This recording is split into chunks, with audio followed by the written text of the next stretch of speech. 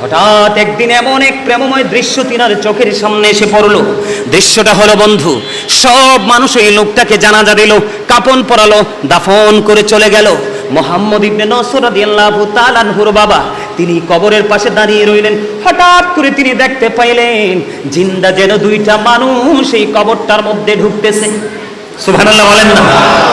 উনি বলতেছে, এরকম দৃশ্য দেখা তো থাক দূরের কথা, আমি কোনোদিন এমন গল্প শুনি নাই। কি এমন আশ্চর্য খবর, মানুষ মারা গেল, একটা ডেড বডি কবরে রাখা হলো, কিন্তু কবরের মধ্যে মনে হয় যেন দুইটা জিন্দা মানুষ যেন প্রবেশ করতেছে। তিনি আশ্চর্য হয়ে গেলেন। তিনি এখানে দাঁড়ায় রইলেন, অনেকক্ষণ দাঁড়ায় রইলেন। দাঁড়ায় থাকতে থাকতে হঠাৎ করে তিনি দেখতে পাইলেন একজন বের হয়ে চলে যাচ্ছে, ওনার সাথে তিনি কথা বলতে পারলেন না। আরো একজন এখনো পর্যন্ত এই নতুন কবরের মধ্যে প্রবেশ করে আছে রে। এবার ওই মুহাম্মদ ইবনে নসর রাদিয়াল্লাহু তাআলা আনহুর বাবা তিনি কি করলেন, ওই নতুন কবরের পাশে দাঁড়াইয়া 10 বার তিনি সূরা ইয়াসিন তেলাওয়াত করলেন, 10 বার তিনি সূরা মুল তেলাওয়াত করলেন, করে আল্লাহর দরবারে দুখানা হাত তুলে দিলেন।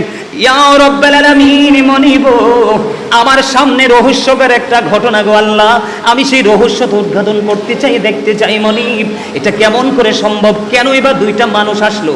বন্ধুরে আমার, ওই ওনার দোয়া শেষ হইতে দেরি রে, সঙ্গে সঙ্গে কবরটা, নতুন কবরটা ফাইটা দুইটা টুকরা হতে দেরি হয় না।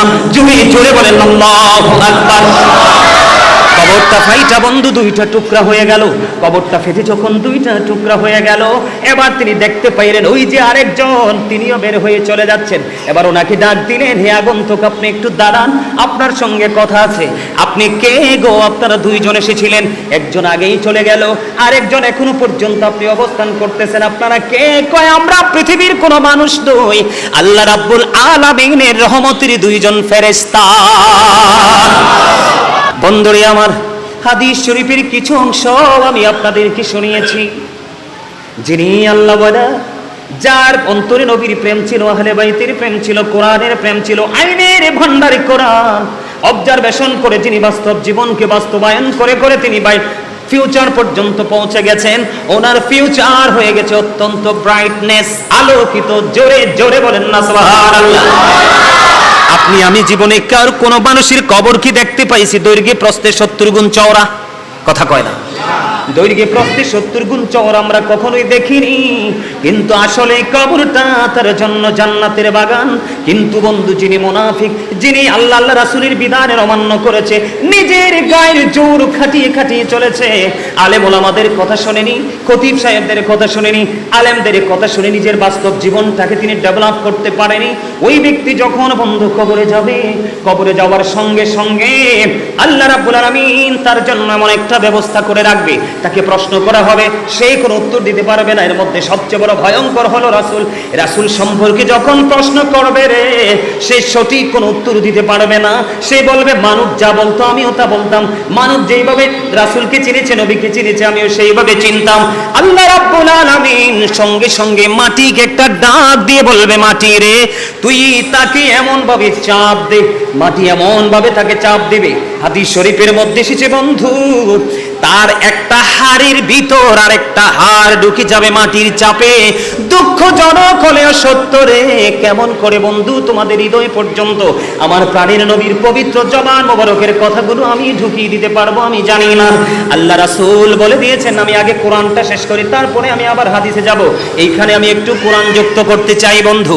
হাদিস শরীফের মধ্যে এসেছে মাটি তাকে চাপ দিবে, একটা হাড়ের মধ্যে আরেকটা হাড় ঢুকে যাবে। কিন্তু বন্ধু আল্লাহ বলেছে লা ইয়ামুতু, আর মরতে পারবে না। আল্লাহু আকবার বলে না কেন? আরে আরো জোরে বলেন না, আল্লাহু আকবার।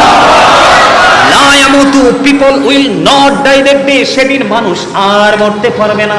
আল্লাহ বলেছেন ফিহা ওয়ালা ইয়াহইয়া, people will not be able to live that day, সেদিন মানুষ বাঁচতেও পারবে না। আল্লাহ আরো বলেছেন ওমা হুমান হাবিয়া গায়িবিন, people will not be able to escape that day, সেদিন মানুষ সেখান থেকে পালাইতেও পারবে না। দেখছেন নি কবর? আমি যে বলেছি না যে কবরে একটু পরে নিয়ে আসতেছি, বাঁচারও কি নাই, সুযোগ নাই, মরারও পালাবারও।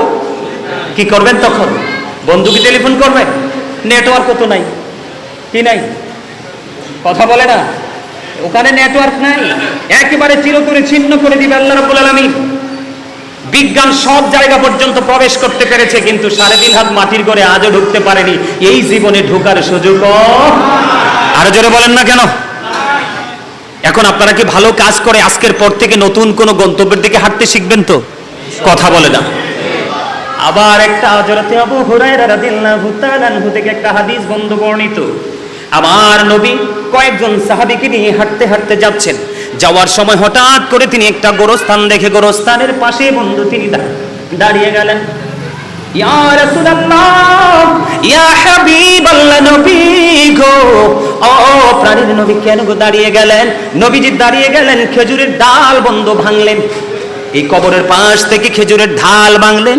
খেজুরের ডাল ভেঙে তিনি 2টা টুকরো করে 2টা কবরের মধ্যে তিনি গেড়ে দিলেন। ইয়া রাসূলুল্লাহ, তার মানে কি? ইয়া হাবিবাল্লাহ, তার মানে কি? আমার নবী বলেছেন এই 2টা কবরের মধ্যে আযাব চলতেছে, আমি নবী দেখতে পেয়েছি। যতক্ষণ পর্যন্ত খেজুরের ডালাগুলো সবুজ থাকবে রে, ততক্ষণ পর্যন্ত খেজুরের ডালাগুলো জিকির করতে থাকবে, আর এই জিকিরের বদৌলতে কবরবাসীর কবর আযাব মালিক বন্ধ করে দিবে। Zika is the heart medicine.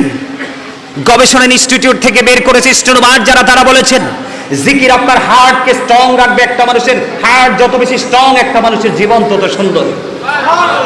জিকিরের ফজিলত, জিকিরের মর্যাদা এত বেশি। আপনি ঈমানকে টেকসই করে যখন আমল করতে করতে নতুন গন্তব্যের দিকে হাঁটতে থাকবেন, যতই যাবেন সামনে পৃথিবীর সবাই দেখে অন্ধকার, কিন্তু আপনার দৃষ্টি যাবে শুধু আলোর দিকে। কোথায়? কথা বলে না কেন? আরে আরো জোরে বলেন না। আমি আপনাদেরকে আজকে যেহেতু কবরবাসীর উদ্দেশ্যে, রাজীব ভাই বাবার উদ্দেশ্যে আজকের এই জান্নাতের বাগান বন্ধু আরেকটা মজার, একটা আকর্ষণীয় একটা হাদিস আমি আপনাদেরকে শোনাই। মুহাম্মদ ইবনে নসর রাদিয়াল্লাহু তাআলা আনহুর বাবা, মানুষ যখন মারা যাইতো গো, মানুষ মারা গেলে তিনি জানাজায় অংশগ্রহণ করতে পারলে তিনি বেশি খুশি হতেন। সব সময় তিনি যত দূরেই মানুষ মারা যাক, যখন তিনি মৃত্যুর সংবাদ পাইতেন তিনি জানাজায় শরীক হয়ে যেতেন। হঠাৎ একদিন এমন এক প্রেমময় দৃশ্য তিনার চোখের সামনে এসে পড়লো। দৃশ্যটা হলো বন্ধু, সব মানুষ এই লোকটাকে জানাজা দিল, কাফন পরালো, দাফন করে চলে গেল। মুহাম্মদ ইবনে নসর রাদিয়াল্লাহু তাআলা আনহুর বাবা তিনি কবরের পাশে দাঁড়িয়ে রইলেন। হঠাৎ করে তিনি দেখতে পাইলেন জিন্দা যেন 2টা মানুষ এই কবরটার মধ্যে ঢুকতেছে। সুবহানাল্লাহ বলেন না। উনি বলতেছে, এরকম দৃশ্য দেখা তো থাক দূরের কথা, আমি কোনোদিন এমন গল্প শুনি নাই। কি এমন আশ্চর্য খবর! মানুষ মারা গেল, একটা ডেড বডি কবরে রাখা হলো, কিন্তু কবরের মধ্যে মনে হয় যেন 2টা জিন্দা মানুষ যেন প্রবেশ করতেছে। তিনি আশ্চর্য হয়ে গেলেন।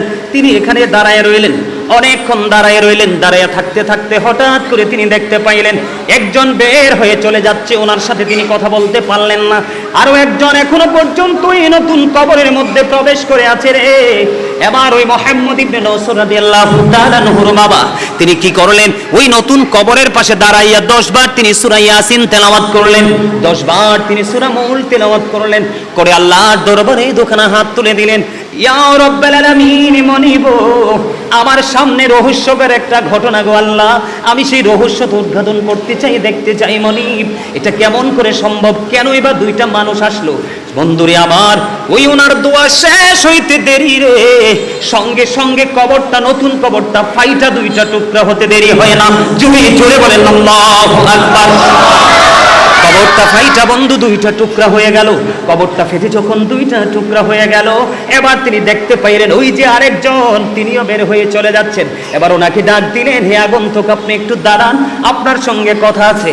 আপনি কে গো? আপনারা 2 জন এসেছিলেন, একজন আগেই চলে গেল, আরেকজন এখনো পর্যন্ত আপনি অবস্থান করতেছেন, আপনারা কে? কয় আমরা পৃথিবীর কোনো মানুষ নই, আল্লাহ রাব্বুল আলামিনের রহমতের 2 জন ফেরেশতা। আপনাদের কাজ কি? আপনারা কেন গো এসেছেন? ওই আজকে যিনি ইন্তেকাল করেছে, যাকে কিছুক্ষণ আগে সমাহিত করা হয়েছে, উনি আল্লাহর এমন একজন প্রিয় বান্দা।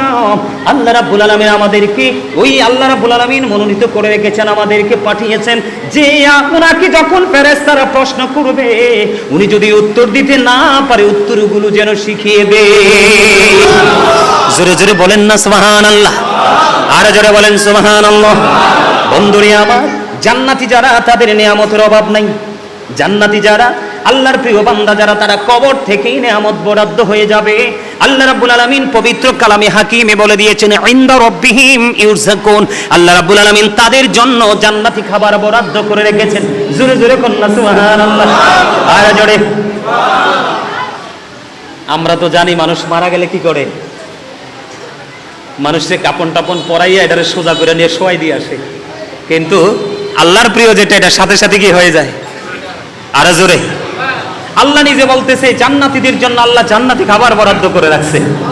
আর যারা বলেন সুবহানাল্লাহ, এই সুবহানাল্লাহ তো জান্নাতীদের খাবার। এই সুবহানাল্লাহ শব্দটা জান্নাতীদের কি খাবার। আমরা আজকে সবাই জান্নাতি মেহমান, এখানে যারা প্রবেশ করেছি, নসিবটা যদি ভালো হয়, হৃদয় নিয়তটা যদি সহি থাকে, এখান থেকে বের হবেন একবারে নিষ্পাপ হয়ে। ওমা আমিন কয় না? আর যারা বলেন আমিন, আর জোরে। আমি যদি বলি এখানে নেককার কে আছেন, কেউ হাত তোলার সাহস পাবেন না। যদি বলি গুনাহগার কে আছেন, দুই হাত তুলবো আমরা, ঠিক না? যেহেতু নিজেদেরকে অপরাধী মনে করি, অপরাধ থেকে মুক্ত হওয়ারও তো দরকার আছে, আছে না?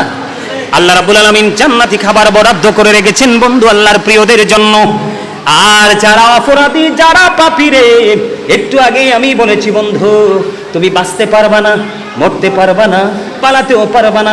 সূরা শুআরার 88 নম্বর আয়াতে আল্লাহ জানিয়ে দিয়েছে তোমার ধন সম্পদ ইভেন সন্তান পর্যন্ত কোনো কাজে লাগবে না। হাদিস শরীফের মধ্যে এসেছে আল্লাহ বলে, আল্লাহ রাসূল বলেছেন কবরটা দুইটা রূপ হবে, একটা হলো জান্নাতের বাগান, আর একটা হলো জাহান্নামের গর্ত। এখন বন্ধু আমি সংক্ষিপ্ত সময়ে যেহেতু একটু কাট করে কথাগুলো বলছি, আপনার যারা অপরাধী, যারা পাপী, যারা জাহান্নামী, তাদের জন্য একটা খাবারের খবর পাইলাম। কি খাবার? একটা খাবারের খবর পাইলাম। সেই খাবারটার নাম হলো বন্ধু তিনাতুল খাবাল। কি? তিনাতুল খাবাল। ইয়া রাসূলুল্লাহ, ইয়া হাবিবাল্লাহ, নবী গো, এই তিনাতুল খাবালটা কি গো নবী? আমার দিকে তাকার বন্ধু, এই তিনাতুল খাবালটা হলো আরেকটা জাহান্নামীর নিংড়ানো রক্ত অথবা পুজ। এত রুদ্রের তাপ, প্রখরতা দেখেছেন? এটা আমাদের কর্ম। কেন জানেন? সূরা ইউনূসের 44 নম্বর আয়াতে আল্লাহ রাব্বুল আলামিন বলেছেন ইন্নাল্লাহা লা ইয়াযলিমুন নাসা শাইয়্যান ওয়ালাকিন্নান নাসা আনফুসাহুম ইয়াযলিমুন। আল্লাহ বলেছেন আল্লাহ আল্লাহর বান্দার উপর জুলুম করে না, অত্যাচার করে না, বান্দা নিজেই নিজের উপর জুলুম করে। জোরে জোরে বলেন না নাউযুবিল্লাহ। এই বক্তব্যকে খণ্ডন করার দুঃসাহস আমাদের আছে? আল্লাহ বলেছেন আল্লাহ আল্লাহর বান্দার উপর অত্যাচার করে না, বান্দা নিজেই নিজের উপর অত্যাচার করে। অত্যাচারী যারা, আল্লাহ বলেছেন আল্লাহু লা ইউহিব্বুজ জালিমিন, আল্লাহ বলেছেন যারা অত্যাচারী আল্লাহ তাদেরকে ভালোবাসেন না। আল্লাহ রাব্বুল আলামিন আরো বলেছেন ওয়া লিজ জালিমিনা মিন আনসার, যারা জালেম, যারা অত্যাচারী, আল্লাহ বলেছেন তাদের যত বড় বিপদে আসুক না কেন, আল্লাহ তাদের জন্য কোনো সাহায্যকারীও রাখবে। যেমন নমুনা হলো বন্ধু ওপারে যাওয়ার পরে ফাইনাল খেলাটা হবে, একেবারেই বন্ধু ফাইনালটা হবে ওপারে যাওয়ার পরে। আপনি বাঁচতেও পারবেন না, আপনি মরতেও পারবেন না, পালাতে পারবেন না। পানির তৃষ্ণা যখন লাগবে, আপনার কলিজাটা খা খা শুরু করবে। আল্লাহর হাবিব জানিয়ে দিয়েছে বান্দারে, ও আমার উম্মতেরা, তোমরা কতটা হতভাগা, তোমরা কতটা কপাল পোড়া। কত ওয়াজ শুনেছো জীবনে, কখনোই কর্ণপাত করনি। ওয়াজ শুনেছো, মাহফিলে বাড়ি গিয়ে ঝেড়ে ফেলে দিয়েছো। একটু যদি মাথায় রাখতে পারতা, জীবনটা এমন ভাবে বিপন্ন হতো না। আল্লাহর হাবিব বলেছেন এত উত্তপ্ত গরম পানি তার মাথা দিয়ে ঢেলে দেওয়া হবে। কি দিয়ে? মাথা দিয়ে ঢেলে দেওয়া হবে। ও বন্ধু, এই পানি মাথা দিয়ে ঢালার পরে ভিতরে যাবে 2 রানের মধ্যখানে দিয়ে বন্ধু একেবারে লিকুইড হয়ে, জুস খাইছেন না, ম্যাঙ্গো জুস, এইরকম জুস হয়ে একেবারে লিকুইড হয়ে 2 রানের মধ্যখান দিয়ে বের হয়ে যাবে। আহারে কষ্ট, বাঁচতেও পারবা না, মরতেও পারবা না, পালাতেও পারবা না। বন্ধু আরেকটা দুঃখজনক খবর না বললেই নয়, তাদেরও খাবারের চাহিদা হবে। কি হবে? জাহান্নামীদেরও খাবারের চাহিদা হবে। সবচেয়ে বড় ভয়ঙ্কর খাবার, একজনের গায়ে ঘাম থাকলে আরেকজন ঘামটা সহ্য করতে পারে না, এখান থেকে স্থানান্তরিত হয়ে যায়। কিন্তু বন্ধু তোমরা একটুখানি শোনো, আমার রাসূল বলে দিয়েছেন জাহান্নামীদের যখন খাবারের চাহিদা হবে, আল্লাহ বলতেছে হাবিব আপনি জানিয়ে দেন আমার উম্মতগুলোকে, আমি তাদের জন্য খাবার ব্যবস্থা করে রেখেছি। এই খাবারটার নাম হলো তিনাতুল খাবাল। ইয়া রাসূলুল্লাহ, ইয়া হাবিবাল্লাহ, নবী গো, এই তিনাতুল খাবালটার নাম কি? এটা হলো আরেকটা জাহান্নামীর নিংড়ানো রক্ত অথবা পুজ। আরেকটা জাহান্নামীর রক্ত পুজ, এটা কিন্তু আরেকটা জাহান্নামীকে খেতে দেওয়া হবে। জাহান্নামীদের কিন্তু কোনো মরণ নেই। ওই যে বললাম, বাঁচতেও পারবা না, মরতেও পারবা না, পালাইতেও পারবা না। বাঁচার কোনো সুযোগ, পালাবারও সুযোগ, মরারও সুযোগ। এই জন্য আমাদেরকে ভালো কাজ করতে হবে। জিকিরের মধ্যে অন্যতম একটা জিকির হলো, বলবো একটু, এক্ষুনি শেষ করে দিচ্ছি একেবারে অল্প সময়ের মধ্যে। হযরতে আবু যর রাদিয়াল্লাহু তাআলা আনহু থেকে হাদিস বর্ণিত। বাঁচার জন্য বলছি, বাঁচার রাস্তা দেখাচ্ছে, একেবারে সহজ সরল রাস্তা। মসজিদের খতিব সাহেবের সাথে প্রেম রাখবেন, তার সাথে প্রেমের বন্ধন তৈরি করে রাখবেন। মানুষ মাত্রই বল, কারণ লং সময় যখন এক পাশাপাশি থাকে, কিছু না কিছু ত্রুটি কিন্তু প্রকাশিত হয়। এটার জন্য কখনোই হুজুরদের সাথে শত্রুতা করিয়েন না বন্ধু, কারণ শয়তান সবার সাথে আল্লাহ লেলিয়ে দিয়েছে শুধুমাত্র মানুষের ঈমানকে যাচাই বাছাই করার জন্য। ঠিক কিনা বলেন? তবে মজার খবর হলো, যারা মুমিন, 100% মুমিন, তাদের জন্য আল্লাহ বলেছেন শয়তান ডিসিপশন ইজ ভেরি উইক। শয়তানের ধোঁকা মুমিনের জন্য একেবারে দুর্বল। সুবহানাল্লাহ বলেন না? আর জোরে, ইন্না কাইদা শাইতানি কানা দাঈফা। শয়তান ডিসিপশন ইজ ভেরি উইক। শয়তানের ধোঁকা মুমিনের জন্য একেবারে দুর্বল। হাজার চেষ্টা করলো মুমিনকে গায়েল করতে। আপনারা সবাই তো এখানে গুনাহগার, গুনাহগার না আমরা? এখন গুনাহ থেকে মাপ পাওয়ার দরকার আসেনি? কথা কয় না, আসেনি? আছে।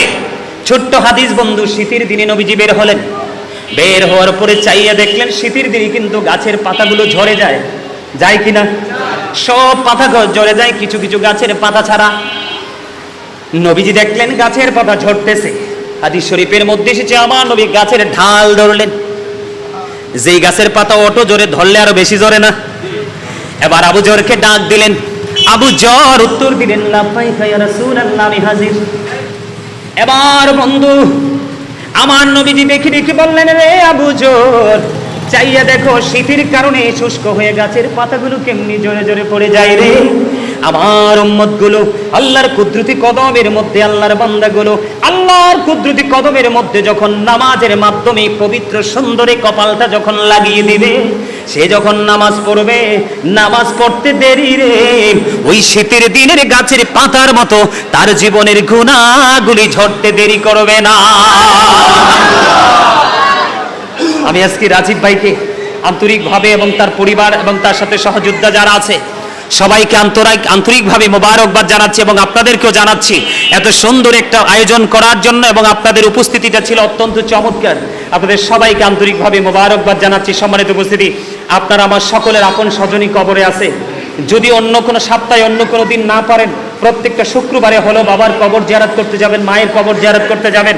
রাসূল বলেছে, যদি সন্তানটা বাবা মার অবাধ্য হয়, তারপরেও যদি প্রত্যেক জুমায় সে ধারাবাহিকভাবে বাবা মার কবর জিয়ারত করে, আল্লাহ রাব্বুল আলামিন তাকে পিতামাতার বাধ্য সন্তান হিসাবে কবুল করে নেন। আরো জোরে। রাসূল বলেছেন, হতভাগা সে, হতভাগা সে, হতভাগা সে। রাসূল গো, কে সেই হতভাগা? পিতামাতা দুজনকে পেল অথবা একজনকে পেল, তাদের সেবা করে সে জান্নাতি হতে পারলো না, তার মতো হতভাগা আর কেউ হতে পারে না। যাদের পিতামাতা কবরে চলে গেছে তাদের জন্য শুধু হাদিয়া পাঠাবেন, গরিবদেরকে খাওয়াবেন, আত্মীয় স্বজনকে দিবেন, শুধু আল্লাহকে বলে দিবেন, আল্লাহ এই দান আমার বাবার জন্য হাদিয়া হিসেবে কবুল করে নাও। হাদিস শরীফের মধ্যে এসেছে, আল্লাহ রাসূল বলেছেন, পাহাড়ের ন্যায় বিশাল আকারে আপন স্বজনের কবরে হাদিয়া আল্লাহ পৌঁছে দেয়। আর যারা কন্যা সুবহানাল্লাহ, যাদের আপন স্বজন কবরে তাদের জন্য শুধু হাদিয়া পাঠাবেন, দান করবেন, গরিবদেরকে খাওয়াবেন, মসজিদে টাকা দিবেন, মাদ্রাসায় দিবেন, কোনো মেয়ের বিয়ে না হলে বিয়ে দিয়ে দিবেন, যদি তৌফিক থাকে, কারো কাপড় নাই কাপড় দিয়ে দিবেন। শুধু একটা উদ্দেশ্য থাকবে, আল্লাহ আমার আপন স্বজনের হাদিয়া হিসাবে দিয়ে দিলাম। আর যাদের পিতামাতা দুনিয়ায় বেঁচে আছে, তাদের পিতামাতাকে, বাবা মা অসুস্থ হলে তার কাছে বসতে হবে, মাথায় হাত বুলি দিতে হবে, তার যা প্রয়োজন তাকে দিতে হবে, সেবা করতে হবে। কাজের লোক রাখলে কিন্তু হবে, কাজের লোক রাখলে কিন্তু হবে। বাবা মা তো কিন্তু আপনার আমার সেবার সময় কিন্তু কাজের লোক রাখে নাই, জীবনটাকে তেজপাতা করে ফেলেছে বাবা এবং মা। করছে কিনা বলেন? একদিন আমার রাসূলকে প্রশ্ন করা হলো, ইয়া রাসূলুল্লাহ, আমার আব্বা আমার অর্থগুলো নিজের মতো করে খরচ করতে চায়। এখন আমার নবী ডাক দিয়ে বলতেছে, শুধু তুমি না, শুধু তুমি না রে, তোমার টাকা না, শুধু টাকা না, তোমার দৌলত না, তুমি নিজেও তোমার বাবার সম্পদ। বাবা যেইভাবে চায়, মা যেইভাবে চায় তোমাকে কাজে লাগাতে পারবে, তুমি না শব্দ ব্যবহার করতে পারবা না। কারণ রাসূলকে যখন প্রশ্ন করা হলো, নবী গো আমার কাছ থেকে সবচেয়ে ভালো আচরণ, মিষ্টি আচরণ পাওয়ার হক কার বেশি? রাসূল বললেন ক্বালা উম্মুকা, তোমার মা। ক্বালা সুম্মা মান, তারপরে কে? রাসূল বললেন ক্বালা উম্মুকা, তোমার মা। আবার প্রশ্ন করলেন ক্বালা সুম্মা মান, তারপরে কে? আমার নবী বললেন ক্বালা উম্মুকা, তোমার মা। আবার প্রশ্ন করা হলো ক্বালা সুম্মা মান, তারপরে কে? নেক্সট কে? এবার আমার রাসূল বলেছেন ক্বালা আবুকা, তোমার বাবা।